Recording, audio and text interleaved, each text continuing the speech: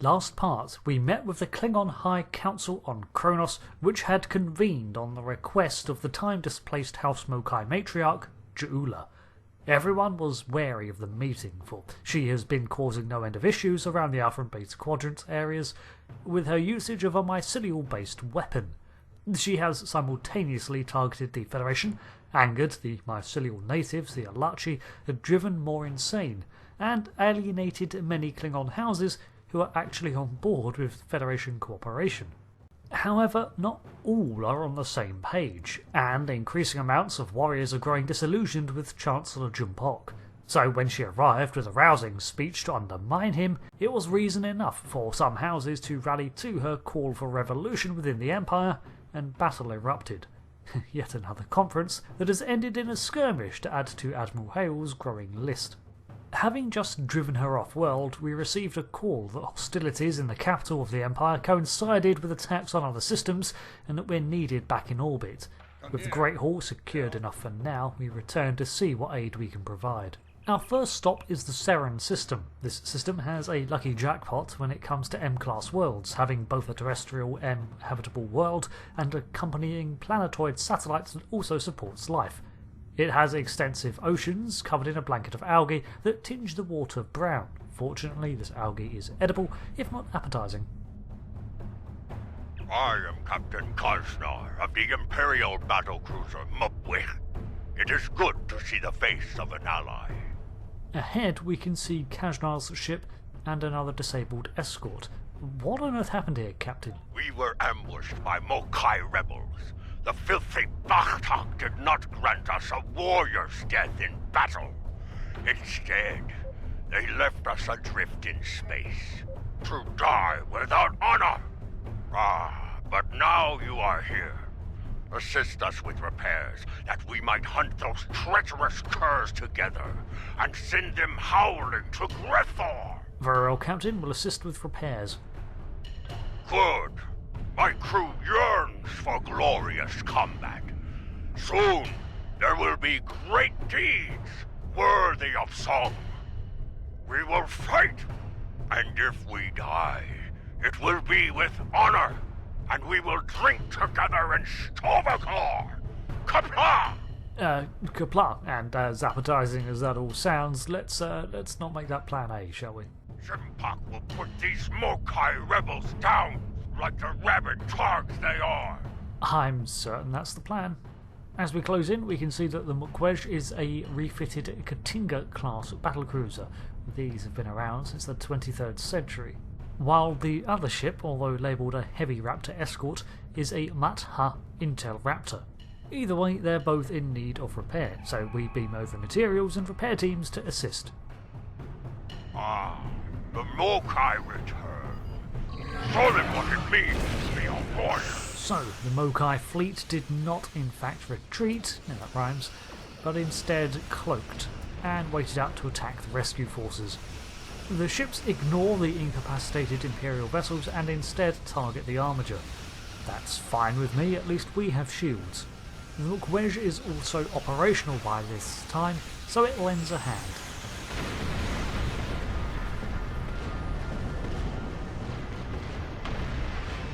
With the area apparently secure, we beam over more repair teams, only for another ambush to trigger. Those are Imperial forces! They have joined forces with the Mokai! Kajnar has the right of it. The vessels that just warped in are displaying Empire IFFs, which marks them as part of the Imperial Defence Fleet. Among the enemy are Voyager-class battlecruisers, and it proves to be a slightly tougher fight, but now it's 3 against the rest of the fleet. So, it is true.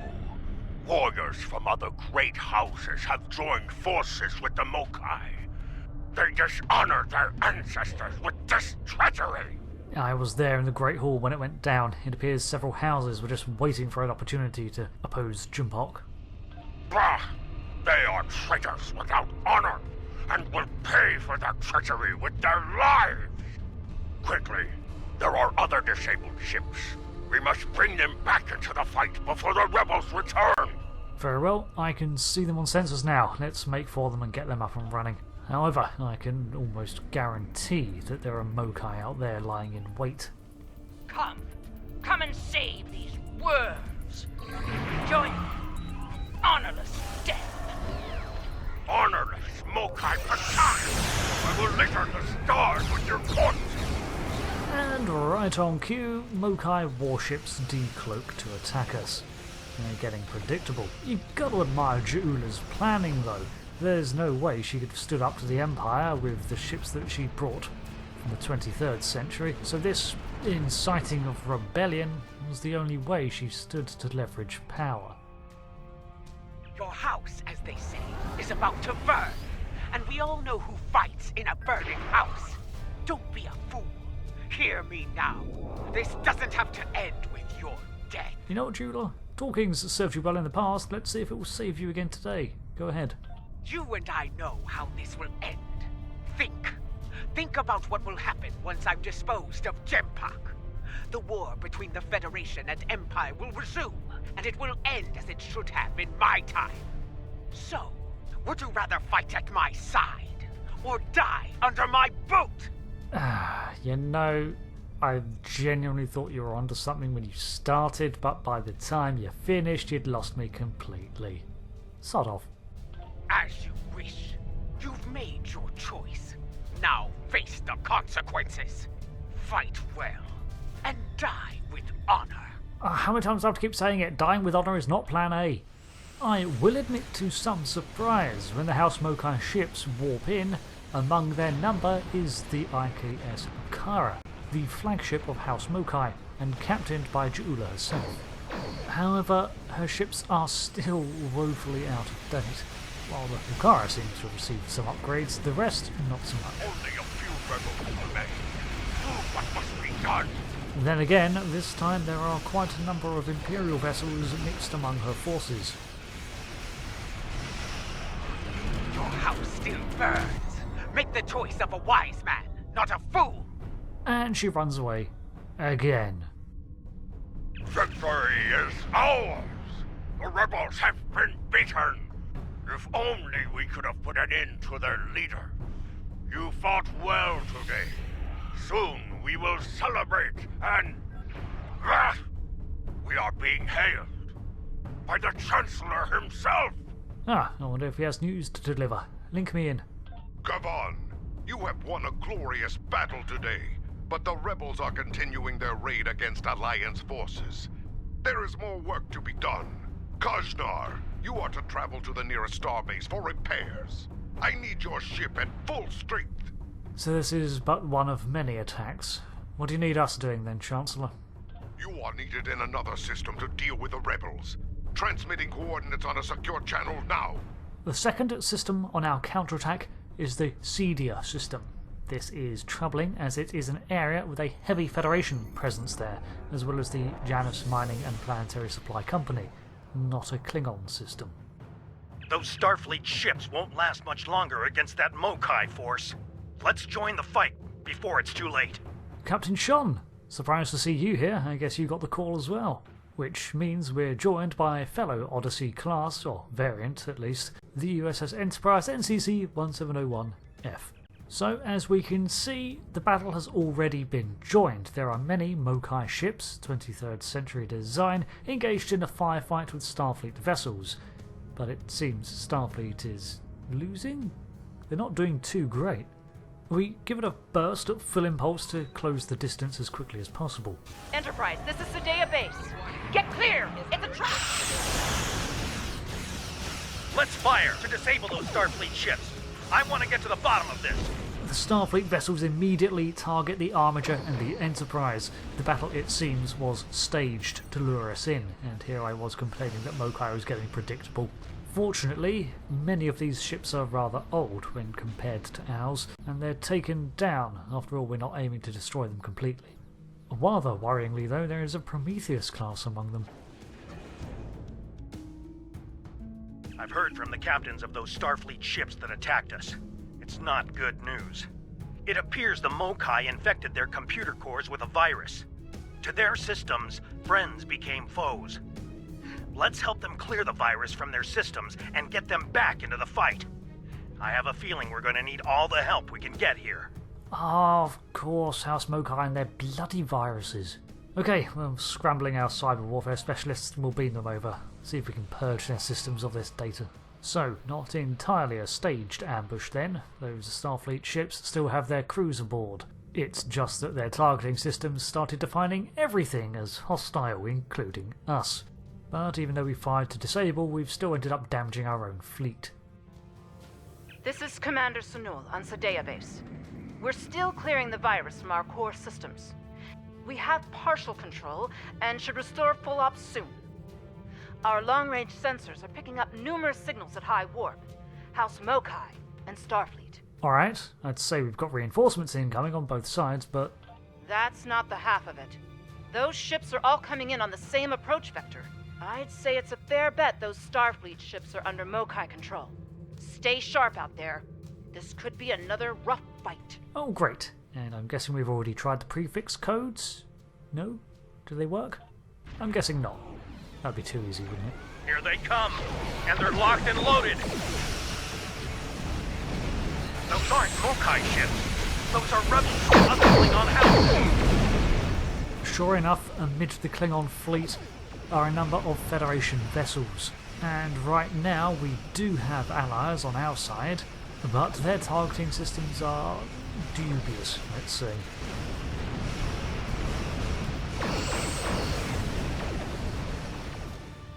More virus-controlled ships.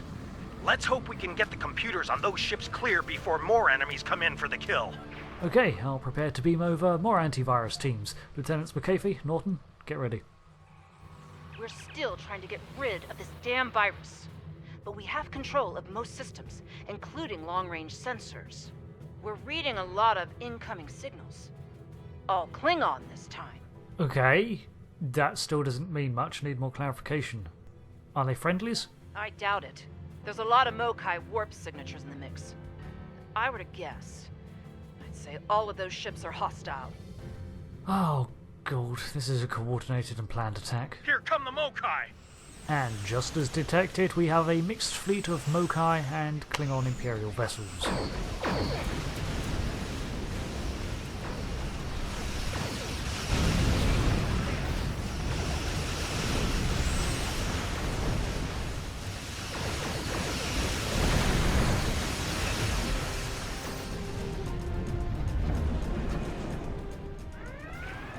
Something's wrong. The virus. We're losing control. Reading massive system failures. All decks! Hang on, Commander, we're on our way. No, stay back. The mains! They're building toward a... Commander? Savor your victory while you can. The field is yours, for now. But as you're about to see, my reach is long indeed. Your house burns bright, fools. There's still time to make the right choice and rally to the banner of House Mokai. Choose wisely, or die like these fools. Oh no. Helm, back us away from Sadea Base, quickly.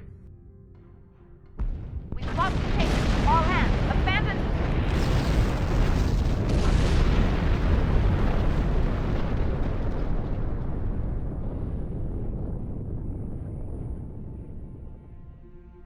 J'Ula must have used a virus to remotely trigger a warp core breach. The damage was catastrophic.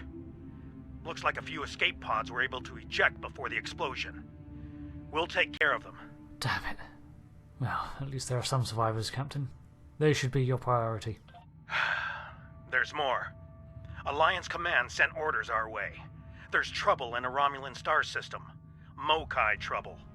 They asked for all of us to look into it, but under the circumstances, I think it's best for Enterprise to remain here with the survivors and the other ships. You're worried that the other ships are still compromised, aren't you? It's a solid fear. Yes. Until we can make absolutely sure their computers are virus-free, I don't want to risk taking those ships into battle. Each one of them could be rigged to blow, or worse. Go on ahead. We'll catch up as soon as we're able. Agreed. Good luck, Captain. I'll see you out there. So, first a Klingon system, then one with a Federation presence near the Klingon border, and now a Romulan Republic system. I think J'Ula's message is clear. She's deliberately targeting the Alliance. Certifiably Base was primarily, as far as I know, a mining installation. It wasn't involved in this conflict, or at least it shouldn't have been. But it's markedly similar to tactics that were deployed during the Klingon War of the 23rd century. The Terra system is home to another mining planetoid, and our next objective. This is Commander Simmons of Republic Space Station R88. Can you hear me? Is the signal getting through? Barely. It's very noisy, but we pick you up, Commander. Thank the elements. Please, do something about these Alachi attacking our position. Our defenses are barely holding, and our tactical satellites have been destroyed. We won't last much longer without your help. Wait, I'm sorry, come again. Elachi? I came here expecting Klingons. Ah, but that might explain things. Phaser fire to one side, and a subspace rift to the mycelial plane on the other. I think J'Ula's been here. We engage the hostile Elachi forces that are harassing the asteroid station in orbit of Terra. For the longest time, the Elachi have had the ability to teleport their ships around, and now, thanks to recent discoveries and declassification of these files, we now know that they're using mycelial tech to do so. Without allies of any kind in this system, this is one of the tougher and longer fights of these missions. This has been a disturbing day, friend. First, a vessel older than my grandsire warps in, fires some sort of mystery weapon and warps out. Then, some sort of rift opens up and spews out an Elachi battle fleet, all before breakfast. What is going on here? Is this a new Iconian attack? Oh, no, although the Elachi involved, I would see your confusion, but no, don't worry, it's not the Iconians. Someone just came in and riled up a hornet's nest. Why would a Klingon rebel care about a Republic outpost?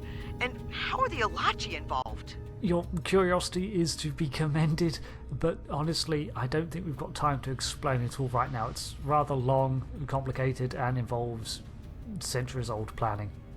Very well. It sounds like you have experience with this sort of thing. Do what you need to do.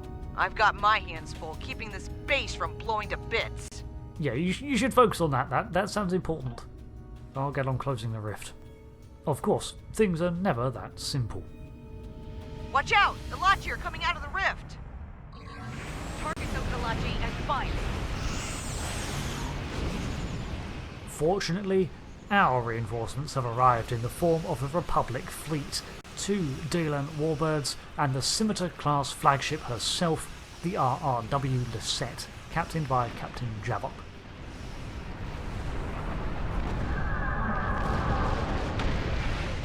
Excellent shooting, Captain. Thanks for the assist. Looks like we made it here just in time. I think it's time to close that rift.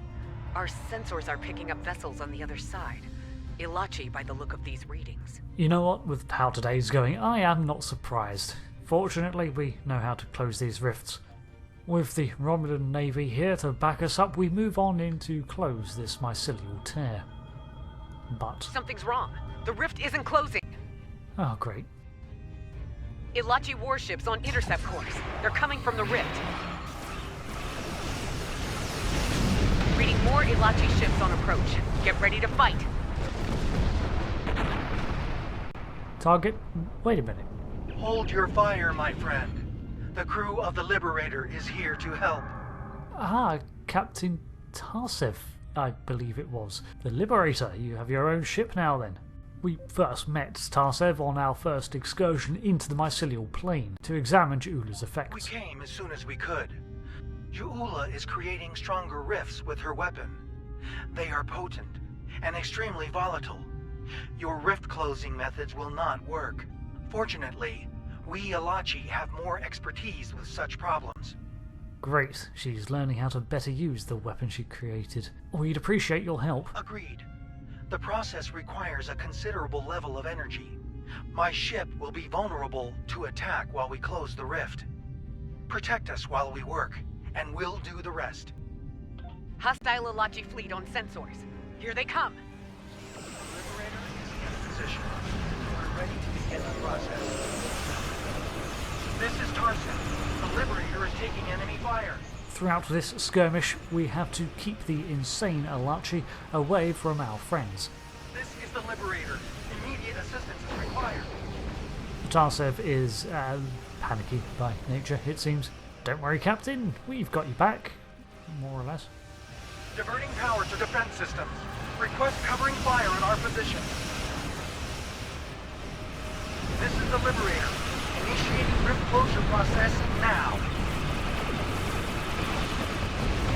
Some Ilachi vessels remain. They must be dealt with. And with a surge, the rift is closed. However, J'Mpok, that is more than just a few Ilachi vessels out there.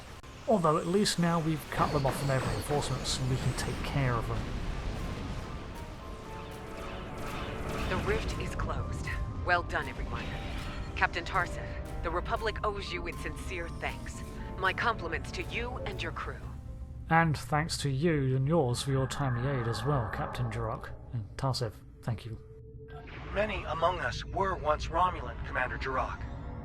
We are proud to be of service to the Republic. There are more of these rifts in several systems. We will do what we can to close them. That is great news. Thank you for your help. We could use it. I'm afraid J'Ula isn't finished with us. I'm receiving a Priority 1 signal from the Kuvat system. Klingon revolutionaries are attacking a civilian shipyard. Transmitting the coordinates now. We'll join you there as soon as we've stabilized the situation on base station R88. Oh, will today never end? Okay, we've got our next course. Still, now at least with the Ilachi's help, we have allies on both sides of these mycelial tears that J'Ula's been opening, and a means to counter them effectively and quickly. The Kuvat system is home to a long-standing Klingon colony. It's one of their oldest settlements. J'Ula's probably going there to deliver her ultimatum: join me or die.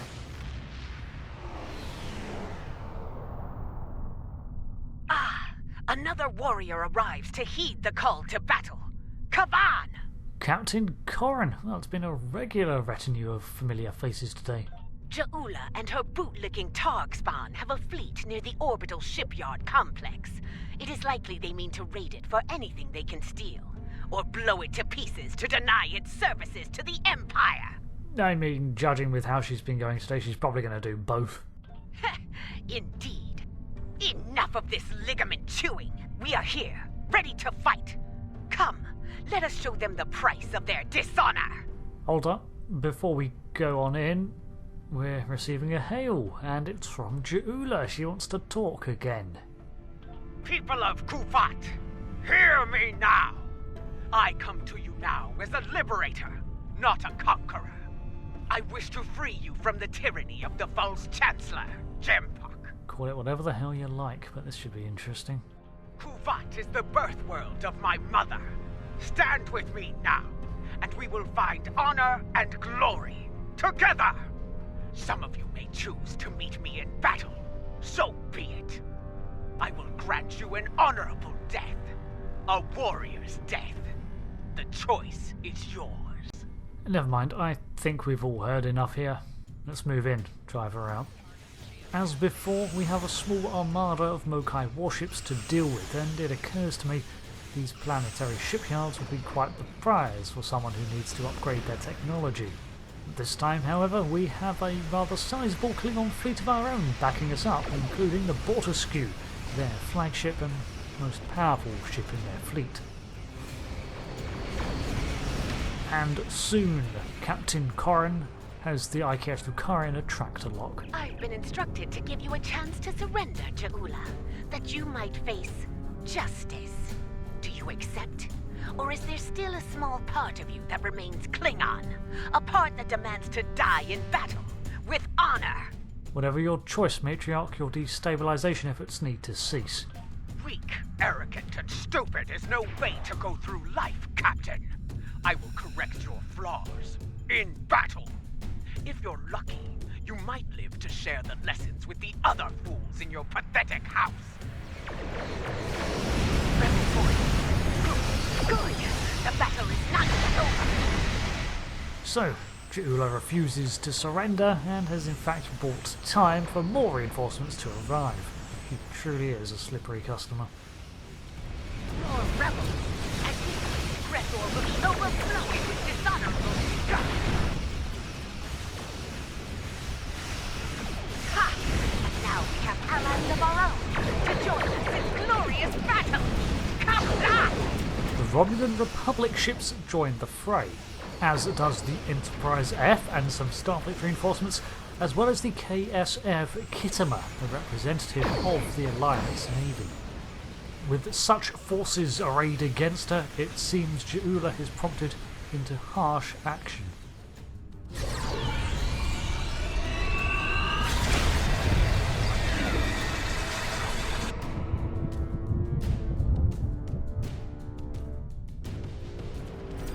They hit Kubat City! It is a non-military target! After launching that attack, it seems she beats a retreat and the rest of her reinforcements are destroyed. So, the barbarian shows her true colors at last. I will not rest until she pays for this cowardly attack. I swear it! But now is not the time for revenge. Now I must help the people of Kuvat. Be ready. When we find her, the Empire will need the best to take J'Ula down. Will you answer the call? Captain, I would be glad to bring her in. Kuvat has responded by asking all non-essential ships to temporarily leave the system, so we will comply, but be on hand in case they need us. She originally came here to attack or destroy or capture these shipyards and ended up firing on the capital city of her own planet. From orbit, you can see the mycelial rift open on the planet's surface. It must be hundreds of miles in diameter. We haven't even begun to theorise what the effects could be of having a mycelial rift open within a planetary atmosphere. Who knows what's happened to everyone that was in that area? It's probably nothing good. But for now, we have to depart to see how the Klingons want to handle this development. Although Starfleet will file its own report, I should probably add my voice to the mix, considering I am an admiral after all. This is a dark day. The poisonous words of J'Ula have spread like wildfire throughout the Empire. Many warriors have dishonored their house and sworn allegiance to her. It is the first day of a Klingon civil war. It will not last for long. I will make every Klingon see J'Ula for what she truly is. They will turn their backs on the so-called Liberator and her treacherous house. Soon I will place her skull in the Great Hall as a reminder to all. Betray the Empire, betray me, and you will pay the ultimate price, a traitor's death. Eternity in the halls of Grithor, forever damned, forever without honor. Well, Chancellor J'Mpok's understandably pissed off. And as for us, well, we need to wait to see what the Alliance wants to do next. Clearly, we need to bring J'Ula in, but right now we've got this crisis to deal with first. And I hope to see you there for the next part as we continue to explore the ever-changing narrative of Star Trek Online. And thank you for watching this story series. I've been Rick, and I'll see you again for the next part. Thanks again, and goodbye.